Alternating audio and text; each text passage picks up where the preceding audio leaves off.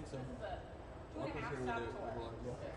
Set all those expectations, and we will have time to get settled in the remarks area, and I'll take you to the cut, and everybody will be happy. Can you tell us what this is? I'm sorry, I missed that earlier.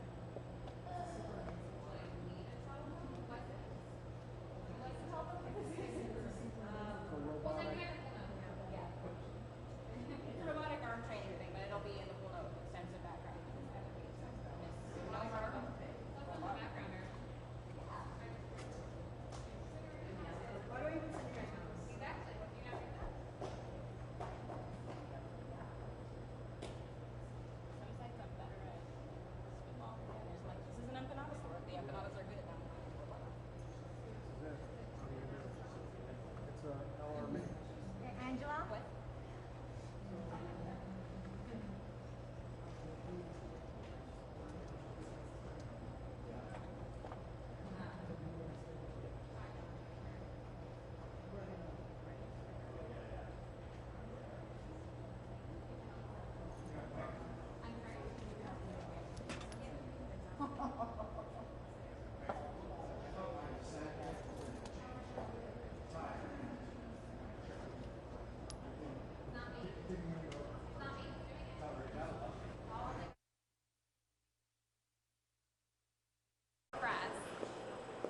It sounds like It's been a mess. It's been a mess. What? I got COVID. I got COVID on purpose, just because I did the math. You're so brave. Lazy. Lazy.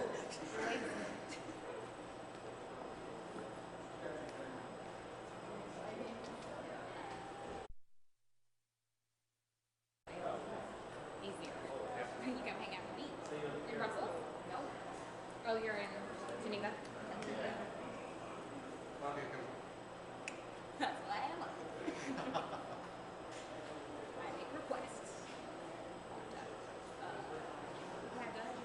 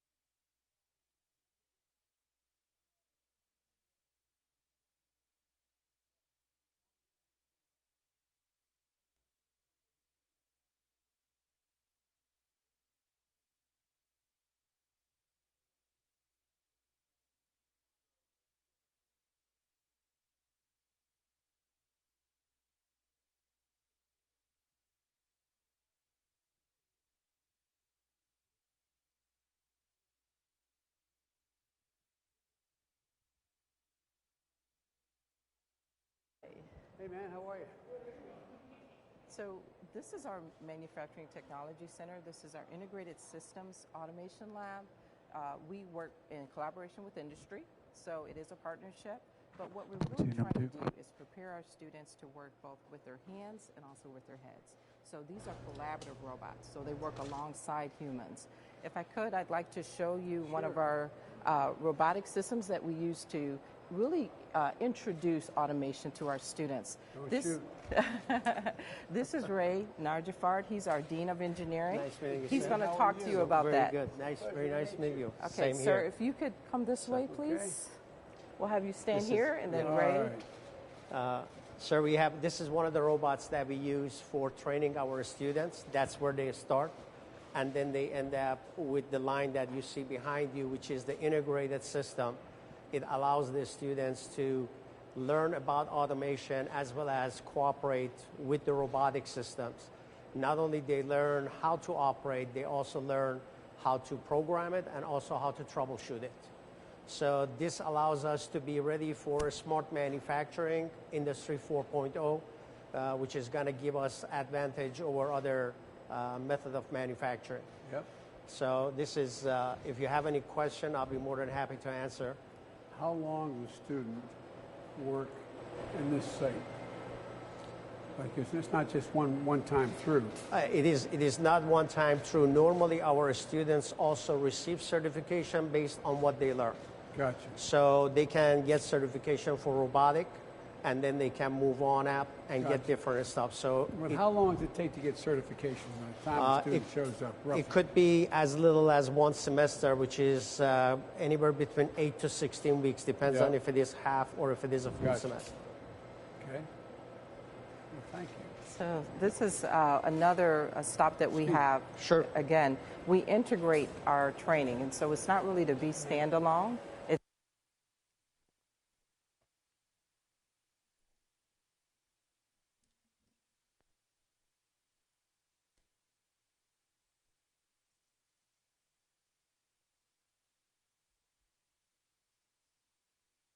Here we have Sunny Lynn.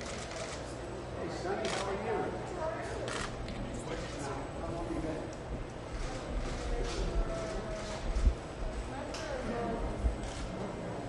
What's your second semester? What do you want me to do with this? It's been my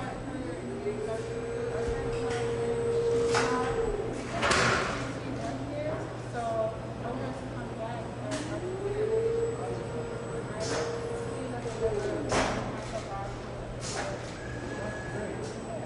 Tell me what you got here. That's our automation, and so what we have is we're mimicking production.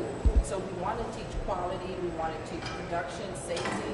This is a robot that would be programmed by the student to actually, now that we have the block set up, it's going to insert the screws into the blocks.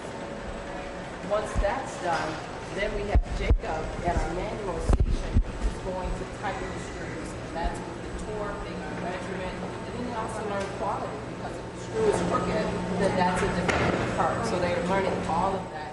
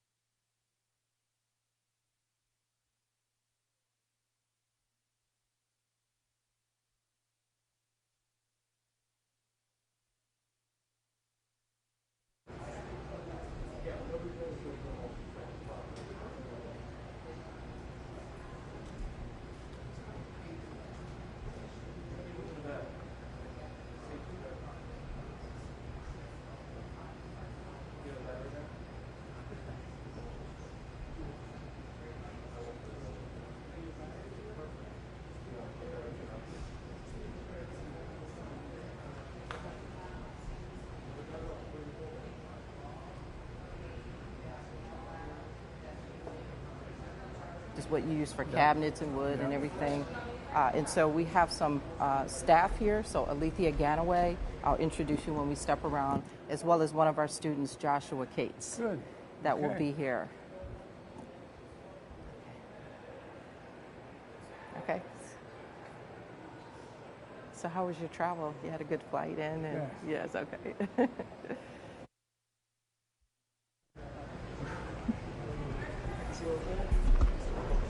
it off again? Fabrication laboratory. This is our program manager, Alethea Ganaway, and one of her students, Joshua Cates. Hi, Josh. How you doing, man? Hi, welcome to our Fab Lab. I'll tell you a little bit about what we do here. All of these things were printed with additive manufacturing, which is a program we offer here at Tri-C. We are the only 2 or 4 year college or university in Northeast Ohio that you can actually come here and get a credit credential in that technology. Here, I don't know how familiar you are with additive. You probably... I am somewhat familiar. Okay, have you heard the term 3D printing, I'm sure? Yes, I've seen that a number of times. Yes, that I is a watched it technical. print a car. Print a car. I got to ride in a 3D printed car. Me too. Yes, yes. So it's great. It was very bumpy. Additive manufacturing, it's just adding layers of material on top of each other to create a physical object from a 3D CAD model. So our students here would learn design for additive manufacturing. They would learn about engineering materials. They learn reverse engineering, 3D scanning, and how to operate printers. Of the 7 additive manufacturing technologies, we are able to offer them 4 different types. We have over 30 3D printers. This here is a desktop. This is kind of where they would start off with. This is a Maker Gear printer. We have one over there as well, printing a skyline. I don't know who did that. He actually works with us as a lab supervisor, and he made that in the Fab Lab, utilizing on the other side of there is our woodworking areas. So we offer many different types of technology here. We even 3D printed the blue collar blueprint for America. So we do. That's what this is. That's what we're doing.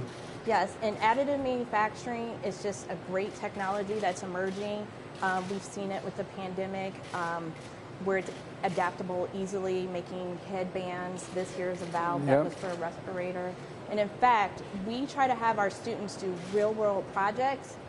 What you just picked up actually goes on here. We work with the VA, the Lou Stokes, and this was made for veterans who might be disabled or not be able to move their hands.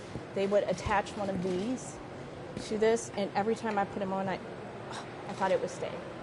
They would be able, instead of having to use their hands, they could just do like this and garden and be able to do a little recreation there. So those are some of the things we try to We have give more amputees coming back from these wars than any war since the Civil War. Yes, and Walter Reed Medical Center is doing some great things. They are. Yes, Cleveland Clinic, they do some stuff. We're trying to work with them to make... And every one of them. It's one of my passions. Yes, yes. I visit every hospital where amputees are in the country. The most significant ones are the ones that are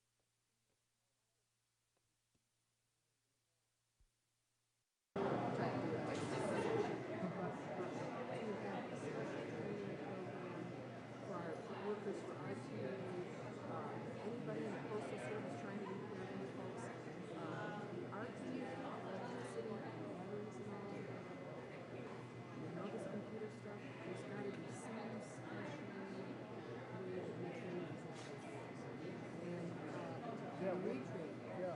And retrain. Yeah, we're doing a lot of the training at our center. Valley View. Valley View? Yeah. I'm not here. You ever want to see our training center? I would love to see it.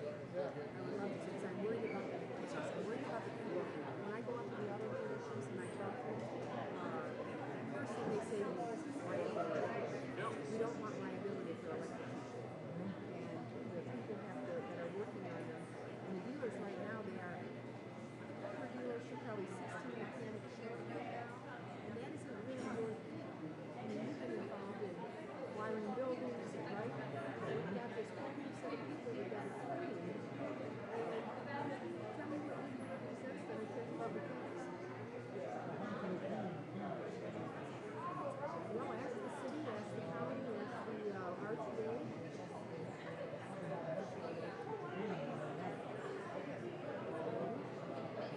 But We always have to run around when you come to your office and say, Marcy, we need more what do you pay? What are they doing? Are you union? That's what you should have.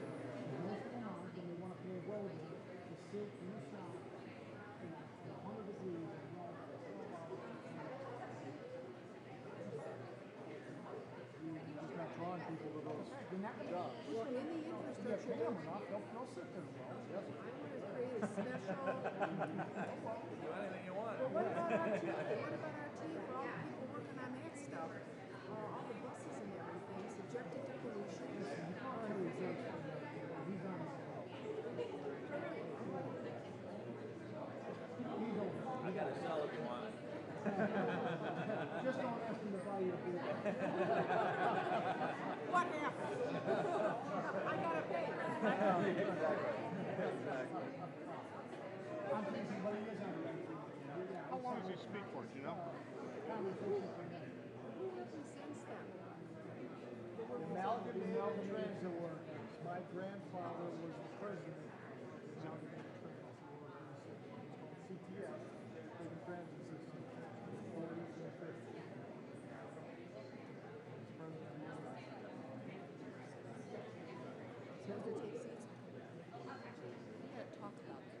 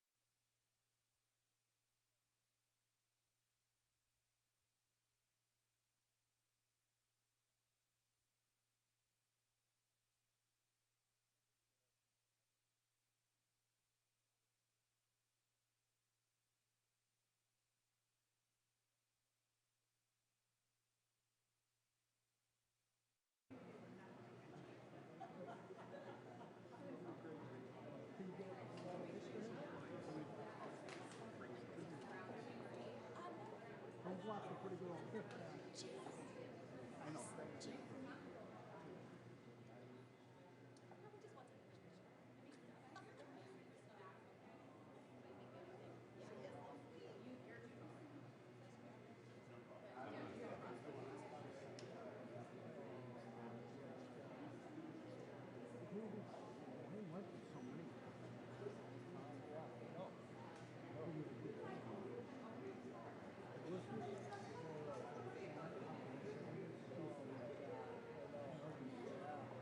Save me a spot, I'll be right there.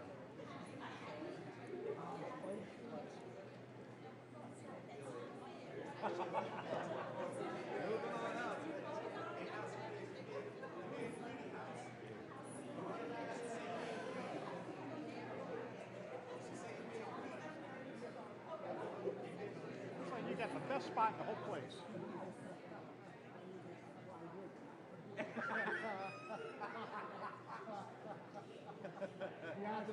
Classy guy. Yeah. Fast forward 12 hours. If you want to know the truth. Those are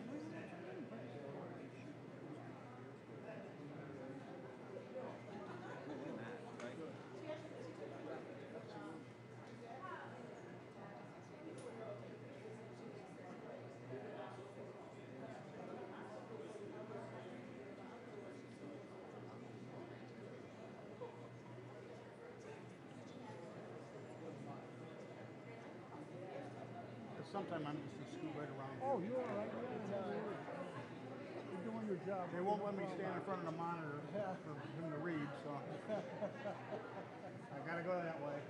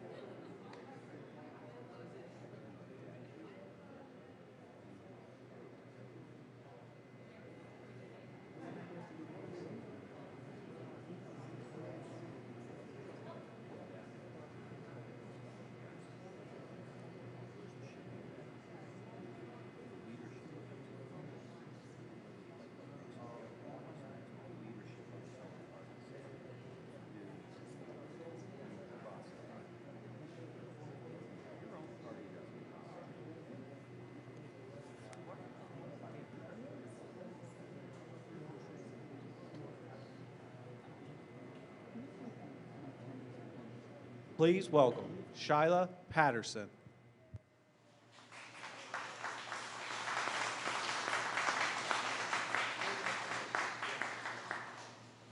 Hi, good afternoon, everybody. It's an honor for me to be here, and it's a great privilege for me to be able to greet all of you and introduce our special guest. I'd like to thank all of the employers, the community leaders, the students, and of course, the elected officials who are here today as part of this important event. Briefly, I'd like to talk about my story and what led me here today, if you guys have the time. So, academically, I've always enjoyed school and I've always done well. I worked hard throughout the years and I was able to graduate early at the age of 16 years old. It was a journey, and being a young graduate, there weren't a lot of employment opportunities. You can't get good jobs, so I was doing odd jobs like babysitting, typical teenage work. I was able to land my first job when I was 18 years old in the retail industry, and I didn't feel any passion for it until I was able to come into the manufacturing industry. I got my first manufacturing job at a place called King Nut out in Solon, and I was a simple line packer, but they had these giant machines that bag trail mix, and they fascinated me to no end. They were CNC machines, and I slowly but surely taught myself to operate them until my plant manager took notice and decided that he saw that I was capable and had a natural affinity for these machines and the work that they do, and he promoted me to a machine operator. And I never looked back from there. Manufacturing was my passion, and I strive to be the best there could be in the manufacturing industry. That's what led me to the ATA. My cousin recommended the program. She had successfully completed it the year prior. And at 19, I became a single mother, and with the thought in my heart that I wanted my daughter to see and do better, I joined the program, I contacted them, and it's been one of the best decisions I've ever made. I made it through the program, despite in the middle of the semester, the COVID pandemic hit the world and shut the school down. The program was very good at contacting all the students, keeping us all retained, and making sure we were able to finish successfully, and even worked with us afterwards for job placement. After that, I was put into the job at Hosemaster, working closely with the ATA staff until the interview, and their contacts with Hosemaster and the manufacturing connections that they do have are what creates these opportunities. I'm very grateful for that. I recently was promoted at my position after I was put in as a fittings coordinator. I learned everything there is to know about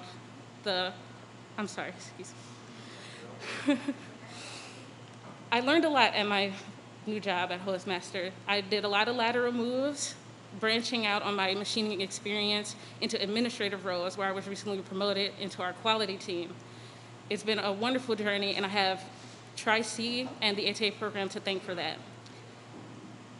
So, in closing, I would like to thank President Biden for his time and attention to an industry that's so important to me. Manufacturing means so much to me, and for it to get this care and attention from him is invaluable.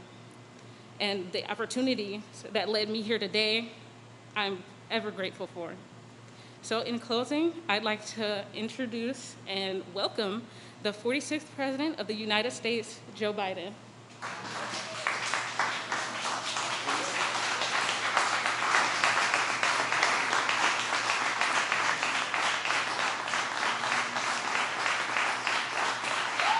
Thank you all. Thank you. Thank you. Please sit down. Charlotte, thank you very much for sharing your story. It's impressive. Dr. Johnson, everyone at Cuyahoga Community College, thank you for being here and having me here. And by the way, all the elected officials, you know what we call this in my business? We call this a busman's holiday. To have to come and ride a bus again with another guy. You're awful nice to be here. The only thing worse for an elected official when the president shows up is to say, the worst sentence in English language is, "I'm at the airport." And so thank you all so much. You got some really great friends here. Start with Marcy. And anyway, Mr. Mayor, thank you. Dr. Johnson, thank you very much, and for letting me borrow, by the way, Marcia Fudge to serve as Secretary of Housing and Urban Development.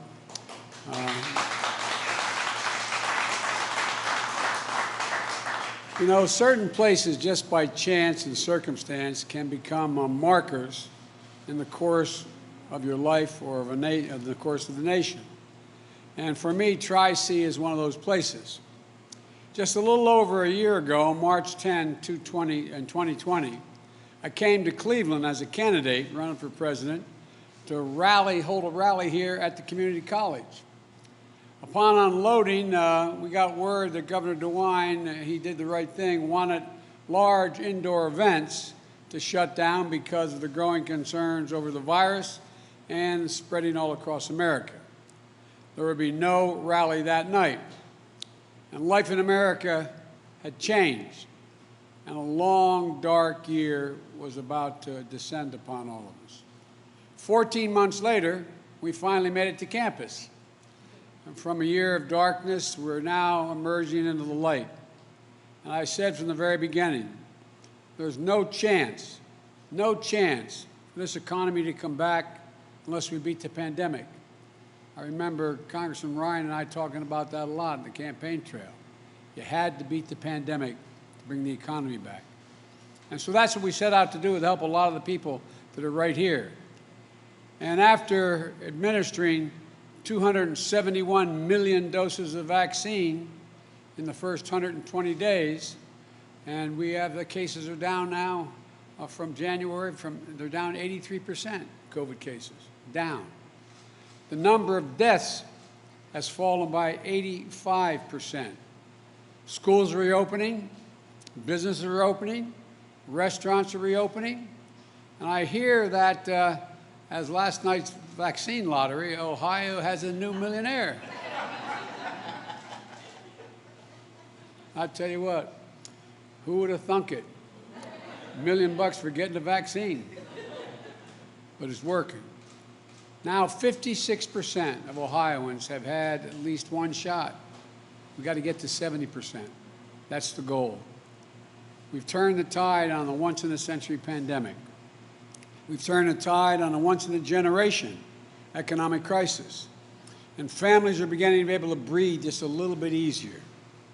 We still have work to do, but our future today is as bright and as wide open as it ever has been. And now we're faced with a question. What kind of economy are we going to build for tomorrow? What are we going to do? I believe this is our moment to rebuild an economy from the bottom up and the middle out. Not a trickle-down economy from the very wealthy. That has never benefited people who are at this college or any other place where they're trying to make a living. To build an economy that rewards work, not just wealth. An economy that works for the backbone of this country. The people who get up every single day, work hard, raise their families, pay their taxes, serve their country, volunteer in their communities, just looking for a little bit of breathing room. My dad used to say, just a little bit of breathing room, honey.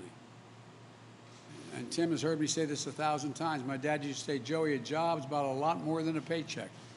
It's about your dignity. It's about respect. It's about your place in the community. It's about being able to look your kid in the eye and say, honey, it's going to be okay. The last few months have demonstrated what that economy can look like. When our event here was canceled in March, our economy was on the brink of collapse. My mom used to have a specialty say, you know, the greatest gift God gave mankind was the ability to forget. Because if it didn't do that, every woman would only have one child. But all kidding aside, the good news is we forget the bad times. That's the good thing about we Americans. We're always optimistic. But 10 months ago, we were in trouble. When I was sworn in, there were 10 million fewer jobs in America. and a lot here in Ohio.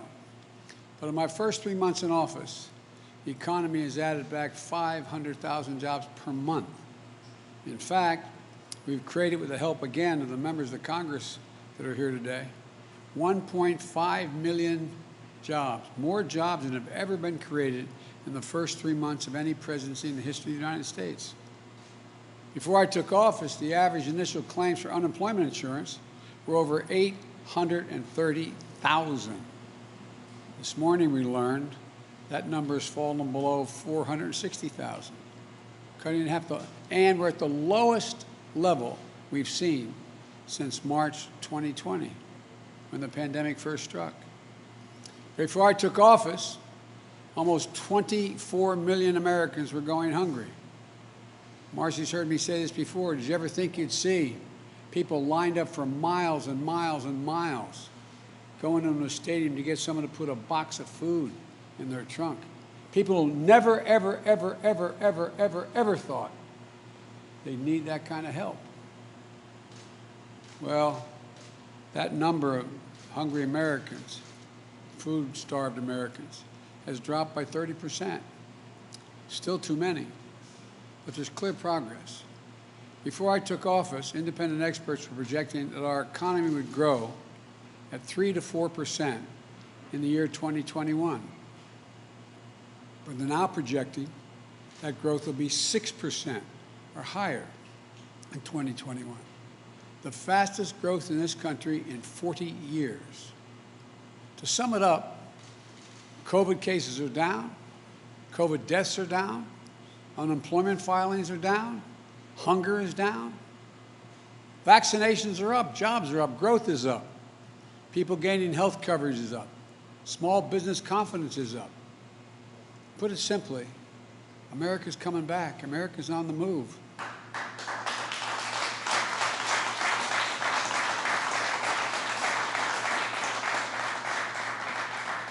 And that wasn't an accident. It wasn't luck. It happened for two reasons. First, we made the vaccine program a priority. As my friends in Congress tell, I got a lot of heat for just focusing on the vaccine. It goes back to what we all talk about. You've got to fix the pandemic before you can fix the economy. We were able, with a lot of hard work, get 600 million doses of the vaccine, enough for every single solitary American. We didn't have enough vaccinators, so we went to FEMA, the United States military, went to the AMA and got retired docs and nurses to come out of retirement. Got thousands and thousands of additional people to administer the vaccines we didn't have before. We created more places to get vaccinated, hitting my target to ensure that 90% of all Americans would have a vaccination site within 5 miles of where they live. And now, 50% of all of America, more than any other country, is fully vaccinated. 75% of seniors, black, white, Hispanic, across the board, are fully vaccinated. We're getting lives back. The American economy is coming back. And that's the second reason we're on the move. I committed to an approach of building an American economy, a different economy, to build back better, not just build back better. That approach recognizes that we all do better, and we all do well. And the best way to grow our economy is from the bottom up and the middle out. You know, I don't have anything against anybody in Wall Street. I don't have anything against anybody making $1 million, but Wall Street did not build this country. The middle class built this country, and unions built the middle class. That's a fact. An approach that recognizes that at this time, when we rebuild the middle class, we have to bring everybody along, regardless of their background, regardless of their religion, regardless of their race. That's the approach reflected in the American Rescue Plan, which my friends in the Congress helped get passed. Because of that law, more than 167 million Americans got a rescue payment of $1,400. It's gone out helping families pay their rent, pay their bills, buy their groceries, and maybe most important, give them for the first time some hope. A little bit of hope. Hope goes a long, long, long way. Those checks matter. Small businesses and restaurants were getting killed. Now we're delivering the loans and support they need to reopen and stay open. Schools were struggling to reopen, so we made targeting teachers to get the vaccine as a priority. We delivered schools much needed support. State and local governments, and you know, Mr. Mayor, a lot of them had to lay off their employees, cops, firefighters, first responders, because you have to balance your budget. Well, now they're coming back thanks to the rescue plan. Beginning this summer, families with children will get tax relief, tax credit, a child tax credit, which is going to deposit money directly into their banks every month until that money is paid out. By the way, we had no problem passing a $2 trillion tax plan that went to the top 1% that wasn't paid for at all, just increased the debt $2 trillion. Every time I talk about tax cuts for working class people, it's, oh my God, what are we going to do? Well, we're going to take back some of that 1% money and make them pay for it. And thanks in part to a part of the rescue plan named for an Ohio labor leader, Butch Lewis, championed by Sherrod Brown, who I don't think Sherrod's here today. Hundreds of thousands of retirees and workers across Ohio and millions more across the country can trust that their pensions they worked so damn hard for and sacrificed to secure will be there for them. Unlike my dad, who busted his neck his whole life, and when the company went on, he lost his pension completely. Even my Republican friends in Congress, not a single one of them voted for the rescue plan. I'm not going to embarrass any one of them, but I have here a list of how back in their districts they're bragging about the rescue plan. They touted the restaurant revitalization fund. They touted the fact that we're in a situation where they're dealing with touted grants to community health care centers. Touted, I mean, some people have no shame. But I'm happy. I'm happy they know that it benefited their constituents. That's okay with me. But if you're going to try to take credit for what you've done, don't get in the way of what we still need to do. The bottom line is this. The Biden economic plan is working. We had record job creation. We're seeing record economic growth. We're creating a new paradigm, one that rewards work, the working people of this nation, not just those at the top. We did a study. 85% of my jobs plan, or 95% of my jobs plan, you don't need a bachelor's degree. 75%, you don't even need a degree that's a community college degree. It helps. But guess what? The bottom line is that people are going to be going back to work. There's a new bargain. Everyone is going to be in on the deal this time. Now, as our economy recovers, there's going to be some bumps in the road. We know that. Of course there will be. You can't reboot a global economy like flipping on a light switch. There's going to be ups and downs in jobs and economic reports. There's going to be supply chain issues, price distortions on the way back to a stable and steady growth. In the coming weeks, my administration will take steps to combat these supply pressures, starting with the construction materials and transportation bottlenecks and building off the work we're doing on computer chips. We're also announcing new initiatives to combat anti-competitive practices that hurt small businesses and families. Fixing those problems can help build a more dynamic, innovative economy, and we're going to have a lot more to say about that in the days ahead. But this is already clear. We're on the right track.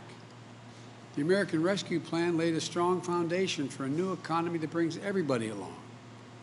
but it's just the first step. We're going to build on the incentive and incredible progress that we've made and set America on a sustainable path to faster, more inclusive economic growth. We have to start investing in ourselves again, in the American people again. Consider this. 3 decades ago, the United States was number 1, and some would argue number 2 in the world for R&D spending, research and development, as a share of our economy. You know where we are now in the international competition? We're number 9. 9. Meanwhile, China was number 8, and their overall spending on research and development 3 decades ago they're now number 2. Number 2. This past year, Japan, Canada, Italy, France, and the EU have announced significant infrastructure spending. China's announced that they're increasing their research and development spending dramatically. Japan is making huge investments in reducing carbon emissions and building out the digital capacity they have. The European Union as well. We're in a race to see who wins the 21st century. Now, if I could hold just for a second here, one of the things I've found, I'm supposedly, they'd always announced me in the past as an expert in foreign policy. Well, let me tell you something. Economic policy is harder than foreign policy. You know what the basis of foreign policy is in our stature in the world? One thing, our economic prowess. Our economic prowess. We must be number 1 in the world to lead the world in the 21st century. It's a simple proposition. And the starting gun has already gone off. We can't afford to fall any further behind. Now's the time to build the foundation that we've laid, to make bold investments in our families, in our communities, in our nation. We know from history that these kinds of investments raise both the floor and the ceiling of the economy for everybody. Like when we brought electricity to every household in the country in the 1930s, or we connected the country through the interstate highway system in the 50s. They created millions of jobs, good-paying jobs. They set the economy up to grow more quickly and share prosperity more broadly for decades to come. Those electrical poles and wires still help power rural communities 80 years after they were built, and it's time now to rebuild them. 1/4 of all the miles of Americans travel on roads are in the interstate highway system, built 60 years ago. 60 years after we built it. These are generational investments. Private sector does not make these kind of investments. We've neglected that kind of public investment for much too long. The pandemic exposed just how badly we need to invest in the foundation of this country and the working people of this country. That's why I proposed the American Jobs Plan and the Americans Family Plan, the generational investments we need today to succeed for tomorrow. You know, as my wife Jill, who's been a teacher for a long time, she used to be about 10 years younger than me. Now she's 30 years younger than me. And she is in every way, God love her. She's the only first lady ever to work full-time. Full-time. She teaches 15 credits at the community college. 15 credits. She's a remarkable person. And she's out in Missouri right now and in Kansas doing other things, nothing to do with her job as a teacher. But my point is this. Jill has a constant refrain. Joey, any nation that out-educates us is going to outcompete us. It's a simple proposition. You know, think about this. One of the reasons that caused us to move ahead so significantly as a world leader, an economic leader in the world, was in the late 1800s, early 1900s, we're the first nation in the world to say, we're going to have 12 years of free, without any limitation, free education. 12 years. Now imagine if, and the rest of the world's caught up with us, and they've now passed us in many cases. Imagine if we were sitting today and say, we're going to set up an education system. Does anybody think 12 years of education is enough for us to compete in the world in the second quarter of the 21st century? I'm not joking. Just consciously think about that. Is it enough? It's not. And so I'm proposing 4 additional years of education, 2 years of high-quality pre-K for 3 and 4 years old, not in daycare, in school.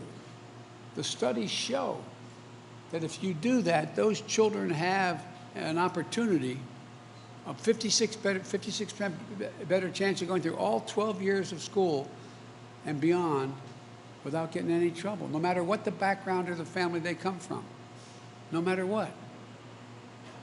On the front end, those 2 years are important. And then 2 years of free community college. Free community college. To better prepare our people to get these good paying jobs in the future, jobs I saw students training for throughout the Manufacturing Technology Center. You know, we need to invest in transportation infrastructure. Drive anywhere, and you can see why we're rated 13th in the world in infrastructure. The United States of America is viewed to have the 13th best infrastructure in the world. Come on. This is the United States of America, for God's sake.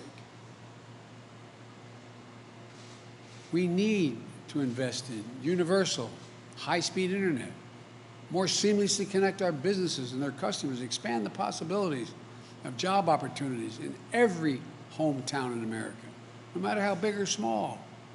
And by the way, if you hold for a second, think about this. How many of you, men and women, have children who were doing remote learning? Think of all the children throughout the country in inner cities and in rural areas that had no internet connection. It's estimated that some of those kids are going to be pushed, although it's only been 1 year, 3 years behind in their education. Look, investment in high-growth industries like clean energy and electric vehicles, it's not just we want to deal with the environment.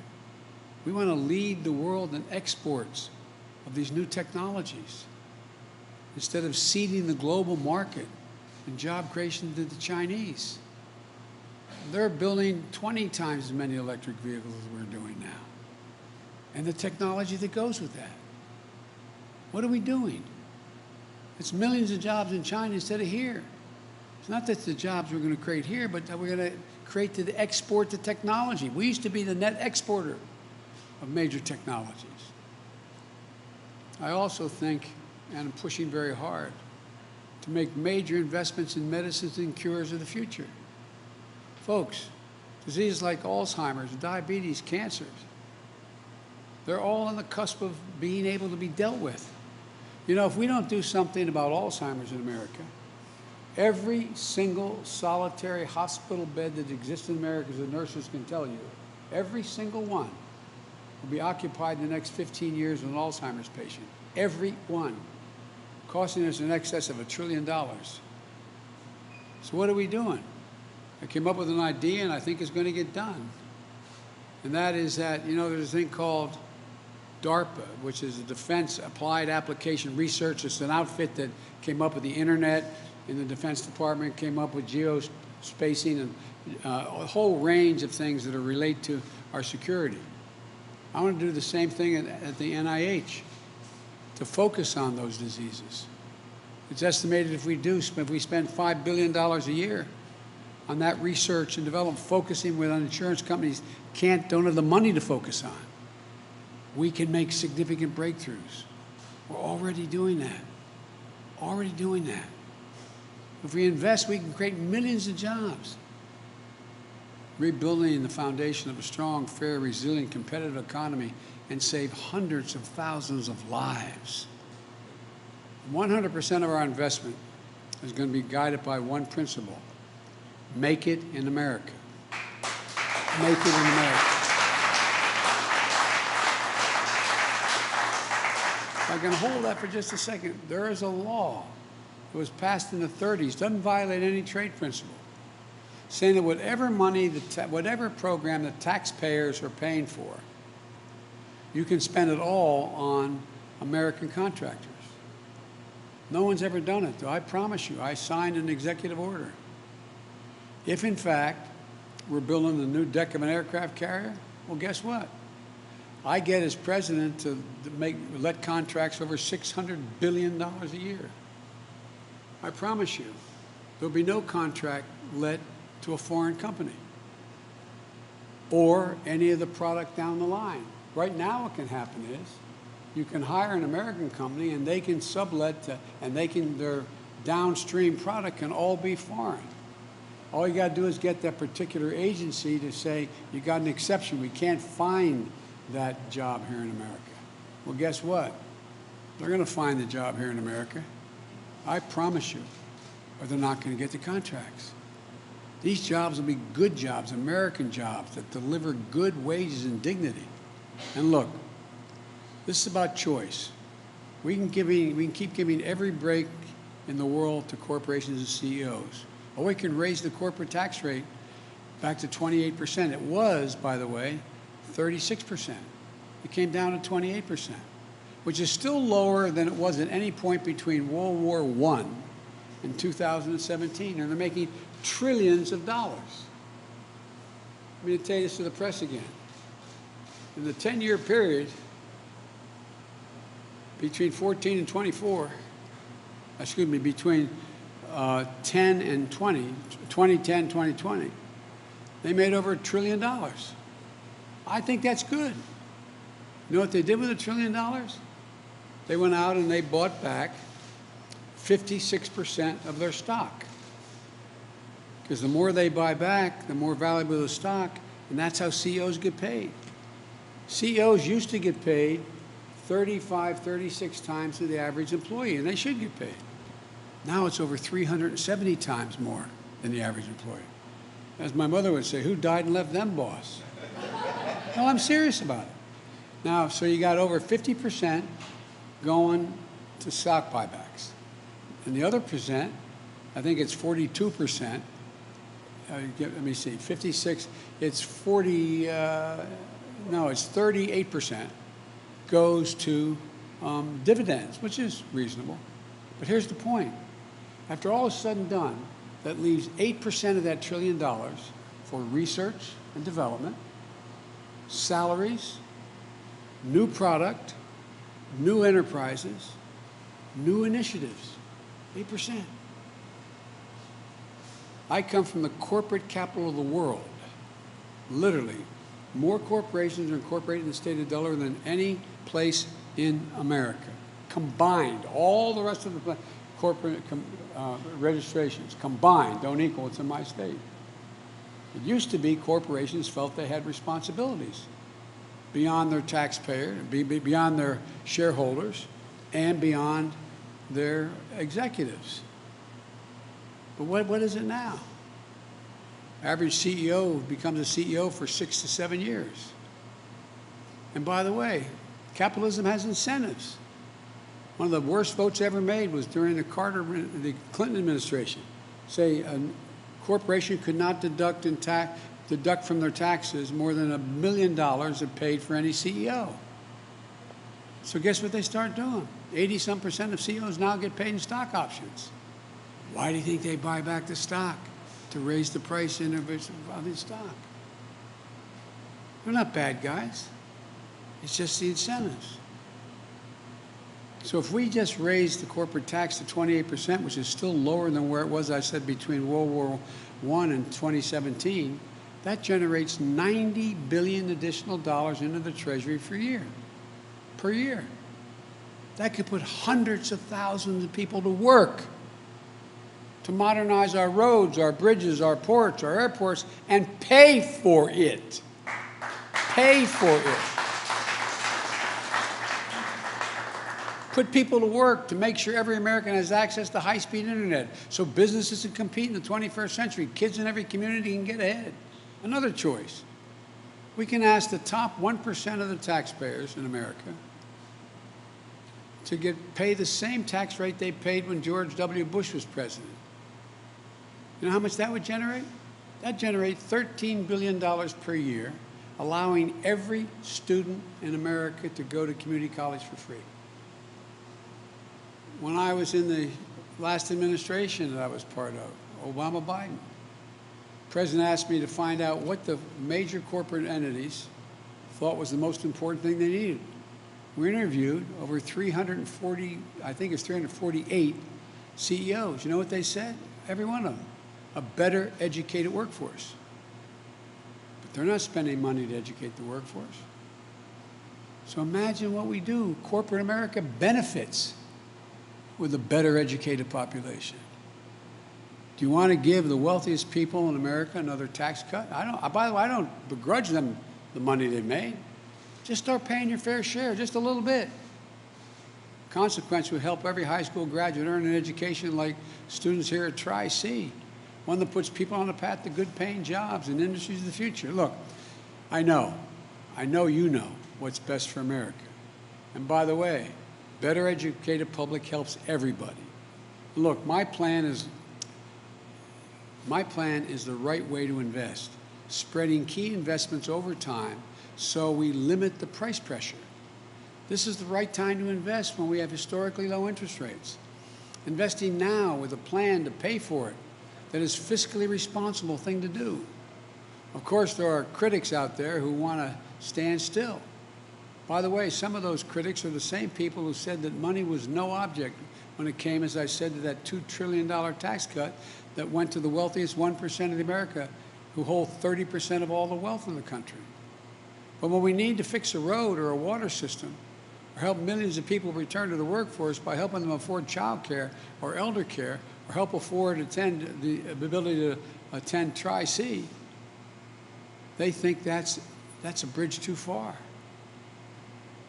Investing in America, again, is going to create growth, more jobs, but there's something else we have to do to ensure that high-quality jobs exist. We must restore the connection between the success of our economy and the people who produce that success, hard-working Americans.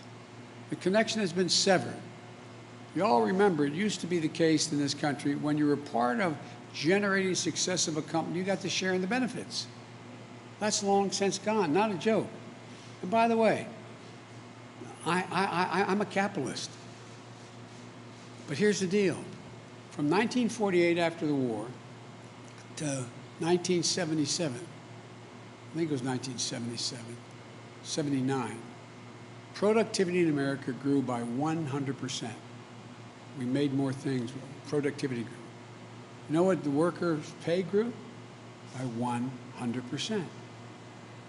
Since 1979, all that changed. Productivity has grown 4 times faster than pay has grown. The basic bargain in this country has been broken. If you work hard and contribute to the success of enterprise, you get to share in success. That's not the case anymore.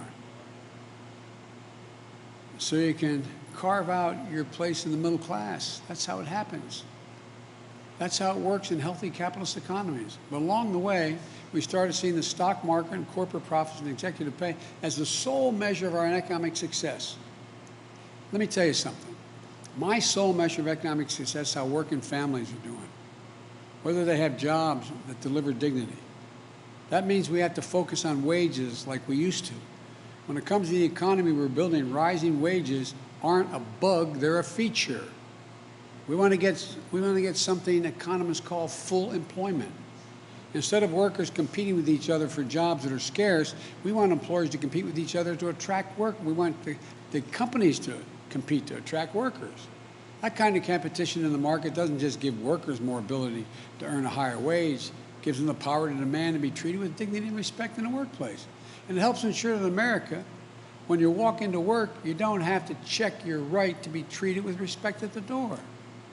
Full employment also means more options and opportunities for workers, including Black, Hispanic workers, Asian American workers, women, who've been left behind in previous economic recoveries when the labor market never tightened up enough. Look, this isn't just good for individual workers. It also makes our economy a whole lot stronger. When American workers have more money to spend, American businesses benefit. We all benefit. Higher wages and more options for workers are a good thing. A lot of companies have done extremely well in this crisis, and good for them. Good for them. The simple fact is, though, corporate profits are the highest they've been in decades, and workers' pay is at the lowest it's been in 70 years. We have more than ample room to raise workers' pays without raising customer prices. Soaring corporate profits and stagnant wages aren't the American dream, and they aren't the American deal. Look, I'm not looking to punish anyone or to say business shouldn't be able to make a significant profit. I understand the risk and challenges business owners face, and they should be rewarded for their success and the risks they take. I just think after decades of workers getting a raw deal, it's time they be given a fair shake.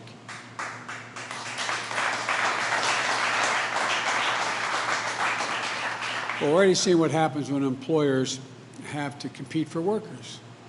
Companies like McDonald's, Home Depot, Bank of America, and others, what do they have to do? They have to raise wages to attract workers.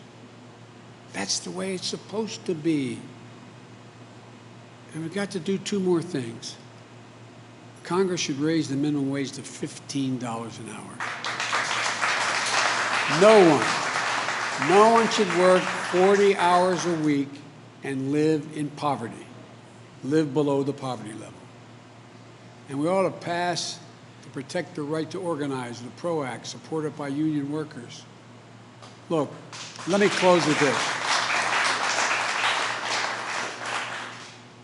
You know, it's an overused phrase these days, but it's still accurate. We're at an inflection point in American history. It happens every several generations. We have a chance to seize the economic momentum of the first months of my administration, not just to build back, but to build back better. And this time we're going to deal everyone in. Everyone has been left out, and breathe new life into the middle class and new hope into those struggling to break into the middle class. We have a chance to make investments that Moody's, not a liberal think tank, Wall Street, Moody's says my plan will increase the size of our economy by $4.5 trillion. Moody's, $4.5 trillion over the next decade, and create well over 16 million new good-paying jobs.